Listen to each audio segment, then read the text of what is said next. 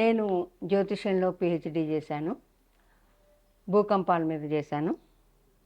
ఈరోజు మన విషయం వచ్చేసి పంచాంగ శ్రవణం. అసలు మొట్టమొదటిగా అందరూ తెలిసిన విషయము, కానీ నేను చెప్పటం నా ధర్మం కాబట్టి చెప్తున్నాను. పంచాంగ శ్రవణం ఎందుకు చేయాలి అంటే, ఇక్కడ మనం త్రిదేశ శ్రీకరం ప్రోక్తం వారం ఆయుష్యవర్ధనం నక్షత్రం హరతే పాపం యోగో రోగ నివారణం కరణం కార్యసిద్ధిశ్చ పంచాంగ ఫలం ఉత్తమం. అంటే ఏంటి?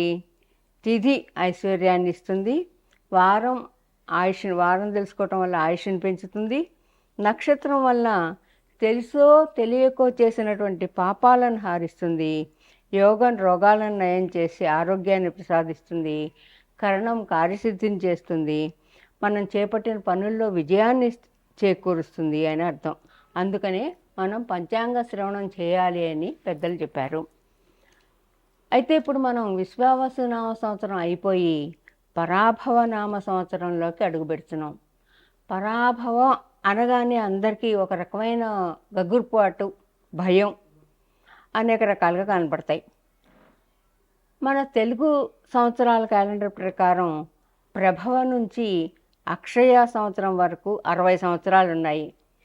కాలచక్రంలో ఈ పరాభవ నామ సంవత్సరం అనేది 40వ సంవత్సరంగా గుర్తింపు పొందింది. అయితే నేను ఇందాకే చెప్పినట్టు ఈ పేరు వినగానే అందరిలో భయం కలుగుతుందని చెప్పాను.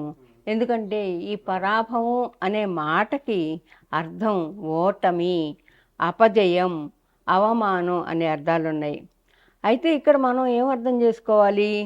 ఈ సంవత్సరం అంతా కూడా పాలకులకు ప్రజలు ఒకరినొకరు అవమానించుకోవడం జరుగుతుంది. పాలకుల్లో ఆధిపత్య ధోరణి పెరుగుతుంది. దాని మూలంగా ఓటములు ఎదుర్కొంటారు. ధన నష్టం, నైతిక పతనాలు మొదలగునవి ఈ సంవత్సరంలో చోటు చేసుకుంటాయి. అయితే ఈ 60 సంవత్సరాల పేర్లలో కొన్ని పేర్లు అర్థాలు ప్రతికూలను మాత్రమే సూచిస్తాయి అని అనుకోవటం చాలా పొరపాటు. అయితే ఉదాహరణకు మనం ఇక్కడ ఏం చెప్పుకోవచ్చు? మన ఉగాది పచ్చడిలో షడ్రుచులు ఉంటాయి: ఉప్పు, కారం, తీపి, వగరు, చేదు, ఇవన్నీ కూడా. అదేవిధంగా ప్రకృతిలో కూడా ఉంటాయి, సమాజంలో కూడా అనుకూలతలు ఉంటాయి. ఇవి మన జీవితంలో కూడా దాదాపు ఈ 60 సంవత్సరాలు ఎలా ఉన్నాయో 60 సంవత్సరాల కాల మార్పులతో పాటు మన జీవితం కూడా పురోగమిస్తూ ఉంటుంది. అయితే ఇక్కడ మనం చెప్పుకోవాల్సింది ఏంటంటే, ప్రస్తుతం పరాభవ సంవత్సరం ముఖ్య ఉద్దేశం ఏంటి? సమాజాన్ని ముందుగా హెచ్చరిస్తోంది ఇది అని చెప్పుకోవచ్చు. అంటే జాగ్రత్తగా ఉండండి, మీరు ఇది అనుకూలతలు ప్రతికూలతలు ఉన్నప్పుడు మనం ఆచితూచి నడుచుకోవటం ముఖ్య ఉద్దేశం అని చెప్తోంది ఇక్కడ. దీంట్లో ఈ సంవత్సరాన్ని పరిమాణం, మార్పు, కొత్త ప్రారంభాలకు సూచనగా మనం ఈ సంవత్సరాన్ని పరిగణించుకోవచ్చు. ఇంతకీ మనం హెచ్చరిక అన్నాను ఇందాక. ఈ సంవత్సరం మనకి ఇచ్చే హెచ్చరిక ఏంటి? అహంకారం ఉన్న వాళ్ళకి ఓటమి తప్పదుగాక తప్పదు. అదేవిధంగా వినయ విధేయతలతో ఉండే వాళ్ళకి ఉన్నత స్థానాన్ని చేరుకుంటారు వాళ్ళు అని చెప్పడం ఈ కొత్త సంవత్సరం యొక్క ప్రథమ ఫలితం, ప్రథమ లక్షణం అని కూడా మనం చెప్పుకోవచ్చు. తర్వాత ఈ సంవత్సరం పంచాంగ శ్రవణంలో మొట్టమొదటిగా మేషరాశిని గురువు గారు చెప్తారు. రెండవది వృషభ రాశి, మన భచక్రంలో రెండవది వృషభ రాశి. దీనిలో మనకి 27 నక్షత్రాలని కూడా ఒక్క నక్షత్రానికి 9 పాదాల చొప్పున ఒక్కొక్క రాశిలో అమర్చారు. ఇక్కడ ఈ వృషభ రాశిలో కృత్తిక 2, 3, 4 పాదాలు, రోహిణి 1, 2, 3, 4 పాదాలు, మృగశిర నక్షత్రం 1, 2 పాదాలు వృషభ రాశిలో ఉంటాయి. ఈ వృషభ రాశి వాళ్ళకి గ్రహ సంచారం ఎలా ఉంది అంటే, రవి 14/4/26 నుండి 15/6/26 వరకు 12లోను తదుపరి జన్మంలోనూ సంచరిస్తారు. 18/8/2026 నుండి 17/9/2026 వరకు అర్ధాష్టమంలో ఉంటారు. 17/12/26 నుండి 14/1/26 వరకు అష్టమంలో సంచారం. ఇంకపోతే కుజుడు వచ్చేసి 11/5/26 నుండి 1/8/26 వరకు ద్వాదశంలోను తదుపరి జన్మలోను సంచరిస్తారు. 11/10/2026 నుండి సంవత్సరం అంతా కూడా అర్ధాష్టమంలో ఉంటారు. తర్వాత గురు సంచారం ఎలా ఉందంటే 16/10/26 నుండి 14/2/27 వరకు కూడా మొత్తం ఈయన అర్ధాష్టమంలో సంచరిస్తారు. శని సంవత్సరం అంతా శుభుడే. రాహువు కూడా సంవత్సరం అంతా శుభుడే. కేతువు 1/10/2026 వరకు కూడా అర్ధాష్టమంలో ఉంటారు.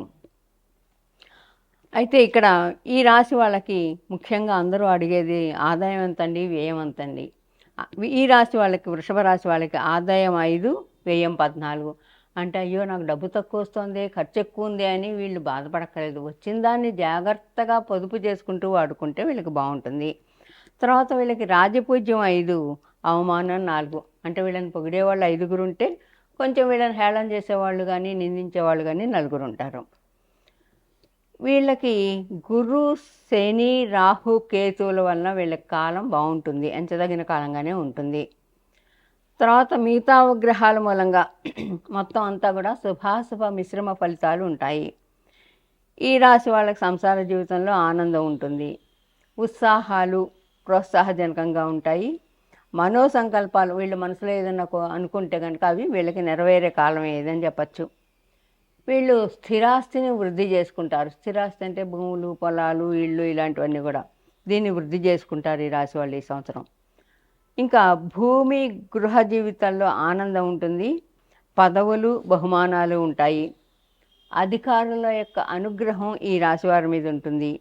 విలువైన వస్తువుల్ని కొంటారు. కొన్ని విషయాల్లో అపనిందలు, ఆకస్మిక నిర్ణయాల వలన వీళ్ళకి బుద్ధి చాంచల్యం జరిగే అవకాశం కూడా ఉంది. ఇక కాబట్టి నిర్ణయాలు ఏమన్నా తీసుకోవాలి అన్నప్పుడు బాగా ఆలోచించి జీవిత భాగస్వామితో కూడా ఆలోచించే నిర్ణయాలు తీసుకోవటం వీళ్ళకి చాలా మంచిది. ఎందుకంటే వీళ్ళు ఇతరుల వల్ల మోసపోయే సందర్భాలు కనపడుతున్నాయి. దాని మూలంగా ఆందోళనలు, ధన నష్టం, తర్వాత బంధుజనుల వలన దుఃఖం వీళ్ళకి కలిగే అవకాశం ఉంది. కాబట్టి వీళ్ళు జాగ్రత్తగా 10 మందితో వీళ్ళు సహకరించి సమీకరించి మాట్లాడుకుని ఏదైనా విషయాన్ని అడుగుయాలంటే నలుగురితో వీళ్ళు చర్చించుకొని నిర్ణయం తీసుకోవటం చాలా మంచిది. తర్వాత మాతృవంశంలో ఎవరైనా కాలం చేసే సందర్భాలు కనపడుతున్నాయి. మాతృవంశ సూతకం వీళ్ళకి వచ్చే అవకాశాలు ఉన్నాయి. వాహన ప్రమాదాలు జరిగే అవకాశం కూడా ఉంది. కాబట్టి వీళ్ళు వాహనాలు నడిపేటప్పుడు తగిన జాగ్రత్తలు తీసుకోవటం చాలా మంచిది. విదేశాలకు వెళ్ళే వాళ్ళకి ఇది మంచి సమయం, వీళ్ళకి అనుకూలత కాలం అన్నమాట. ఇంకా కానీ ప్రయాణాల్లో వీళ్ళు జాగ్రత్తలు బాగా తీసుకోవాలి. ప్రయాణాల వల్ల కొంచెం అనారోగ్యాలు, ఆరోగ్య భంగం జరగటం జరుగుతుంది. అదేవిధంగా వీరి భార్యకు కూడా స్వల్ప అనారోగ్యాలు ఉంటాయి. ఆపరేషన్ జరిగే సూచనలు కనపడుతున్నాయి. సోదర మూలకంగా విరోధాలు, నేత్ర ఉదర సంబంధ వ్యాధులు మొదలైనవి జరుగుతాయి. వివాహం కాని వాళ్ళు ఈ రాశి వాళ్ళు ఉంటే వాళ్ళకి వివాహాది శుభకార్యాలు జరిగే అవకాశాలు కూడా కనబడుతున్నాయి. అయితే ఇంతకీ వీళ్ళు చేసుకోవాల్సిన రెమెడీస్ ఏమున్నాయా అంటే రాహుకి జపదానాలు చేసుకోవటం, తర్వాత శివాభిషేకం చేసుకోవటం వీళ్ళకి మంచిది అని మనం చెప్పుకోవచ్చు. తదుపరి మిథునం గురువు.